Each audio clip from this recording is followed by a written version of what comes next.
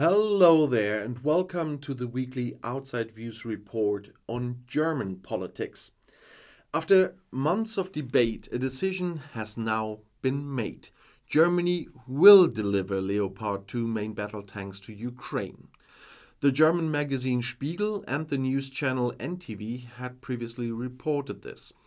This involves at least one company of Leopard 2 A6s, which corresponds to 14 vehicles. Other countries, including Scandinavia, should also be allowed to send German-made battle tanks to Ukraine. According to the reports, the federal government wants to grant approval for this. That's necessary. The German tanks are set to come from Bundeswehr stocks. In the medium to long term, industrial tanks are to follow. A government spokesman declined to comment on the report when asked by T-Online, but in the meantime they commented on this.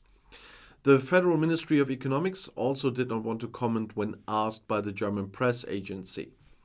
According to the International Institute for Strategic Studies, the 2A5 and 2A6 tank types have the greatest utility for Ukraine, as they are also superior to the newer Russian models. A big advantage of the tank is its widespread use. According to the manufacturer, 3,500 units were built and 15 armies use it in Europe alone. And this should also make maintenance easier. As early as September, the think tank European Council on Foreign Relations presented a plan for how Ukraine could quickly set up an initial brigade with around 90 Leopard 2s, enough to have a noticeable effect on the battlefield. The Leopard 2's 120mm gun would also give Ukraine access to modern NATO ammunition. Ammunition for the 125mm guns of Ukraine's Soviet tanks is apparently becoming increasingly difficult to organize. The Kremlin has warned of a further deterioration in German-Russian relations should the German government have Leopard main battle tanks delivered to Ukraine. Such deliveries do not bode well for the future of relations, is what Kremlin spokesman Dmitry Peskov said on Tuesday, according to the Russian news agency Interfax. That would leave inevitable traces. The relationship is already at a certain low point. There is currently no dialogue either with Berlin or with other EU and NATO countries, said Peskov. In the past, Moscow had repeatedly criticized Western arms deliveries to Ukraine as an escalation in the war. Last week, however, the spokesman for Kremlin chief Vladimir Putin also said that even Western battle tanks could not prevent Russia from achieving its war goals. In his view, they would only prolong the suffering of civilians. On Tuesday, the parliamentary groups of the Greens and the Liberals approved the traffic light plans for a reform of the electoral law aimed at reducing the size of the Bundestag, the federal parliament. The electoral law reform will be a success if it's broadly supported in parliament and demands something from all parties in proportion, they say. The Greens parliamentary group had previously voted unanimously in favor of the reform plans. The project should now be discussed in the specialist committees, and a hearing is also planned. With their draft law, the Social Democrats, the Greens and the Liberal parliamentary groups want to reduce the Bundestag back to its normal size of 598 MPs. Due to overhang and compensatory mandates, the parliament had continued to grow to 736 MPs most recently in the current parliament. The traffic light plans provide that there should be no more overhang and compensation mandates in the future. As a result, MPs directly elected in a constituency will not be given a seat in the Bundestag.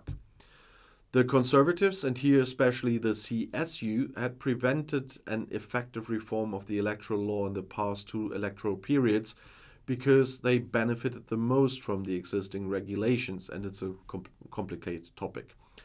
The current traffic light initiative was also rejected there. After the union presented a new proposal, one expects that the coalition will take a step toward us here, said union faction and party leader Friedrich Merz from the CDU on Tuesday, before a meeting of the union faction. One idea of the union faction leadership is to reduce the number of constituencies, which would be the easiest way to do the whole thing. Today, the Bundestag is deliberating for the first time on the electoral law reform planned by the Traffic Light Coalition to reduce the size of parliament. The aim is for the law to be passed by Easter. That was said by Social Democrat Parliamentary Secretary Katja Maast. The former Grand Coalition has suffered a legal defeat.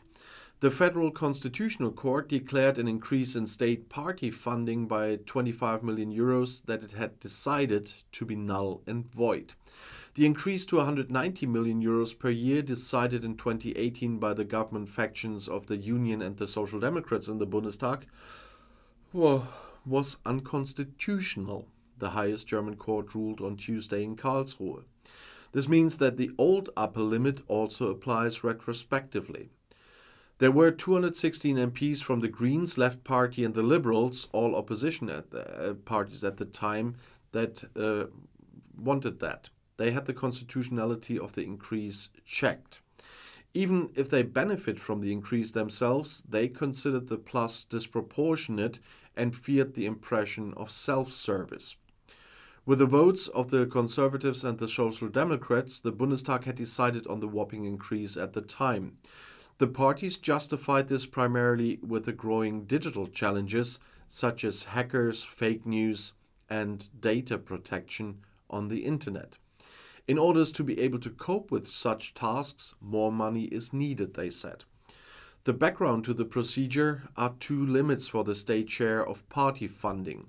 This was reorganized following a decision by the Federal Constitutional Court in 1992. How much money parties get from the state depends primarily on how they performed in the last election. State funds are adjusted to the rate of inflation, so they rise regularly. Other sources of income include membership fees and donations. An absolute cap on government subfunding sets the amount paid to all eligible parties. This is what the proceedings in Karlsruhe were about. Last year, after an adjustment of 2.5%, it was 205,050,704 euros. Since a ban on predominantly state party financing is derived from the Basic Law, the state share must not exceed that generated by the parties themselves, for example, through membership fees and donations. This is the relative upper limit. And the AfD had also sued in Karlsruhe. They criticized that the Grand Coalition passed the law in such a short time that there was no time for opposition work. However, the Constitutional Court sees this application as inadmissible. Among other things, the AfD parliamentary group did not explain specifically enough why their rights had been violated. Federal Environment Minister Steffi Lemke spoke out against new motorway projects, so no Autobahn. In view of the second densest road network in the world, the climate crisis and the crisis of nature, the extinction of species, she sees no reason to plan more motorways, the Green politician said on Deutschlandfunk on Tuesday. Some motorway projects that are currently being planned would no longer be launched for climate reasons. But they are at a planning stage where they can no longer be stopped. Lemke relies on renovating existing roads and keeping them in good conditions. It makes no sense to build somewhere new and cut down the forest while the existing road system next to it is crumbling, she says. In terms of transport policy, Germany has relied too much on expanding the road network and neglected the rail network in recent decades, said the environment minister. We have to meet the climate targets in the transport sector, she says. From Lemke's point of view, the rail network must be expanded for this. A report examined what had led to the failure of the armored personnel carriers Puma during a target practice, but it was not due to the construction. The Ministry of Defense has drawn extensive conclusions from the failure of 18 Puma infantry fighting vehicles during a target practice. According to a report by the ministry to the Defense Committee, which was presented to the German press agency in Berlin on Monday, it was not the severity of the disruptions, but the number that overloaded the logistics systems available on site. Several broken electric cables and numerous contaminations are also cited, which would have led to the failure. Other passages in the report quoted by the German magazine Der Spiegel show that they did not come out of the blue. As a result, the lack of experience on the part of the operators in handling the device, deficits in the logistical support provided by the military repair workers, and the failure to involve more industrial teams contributed to the fact that at the end of the exercise, all Pumas were no longer operational. We call it Bundeswehr German. They said this: the exercise has shown that even technically small damage that is easy to repair can have a negative impact on the operational usability of the systems, says the classified report. The term minor damage used by the industry is therefore not shared by the ministry in a generalized form, especially when the crew cannot remedy it immediately, especially in a combat situation. It will have to be clarified why the damage was not repaired immediately by the troops. However, the ministry emphasizes that the infantry fighting vehicle is a highly complex, state-of-the-art weapons system. It represents a quantum leap in tactical superiority in terms of firepower, mobility, and networking. Everyone involved agreed that the Puma is the future for the army. But unfortunately, the army is obviously not prepared for the Puma yet. And this concludes this week's video on German politics. I'll see you in my next one tomorrow. I'll be back.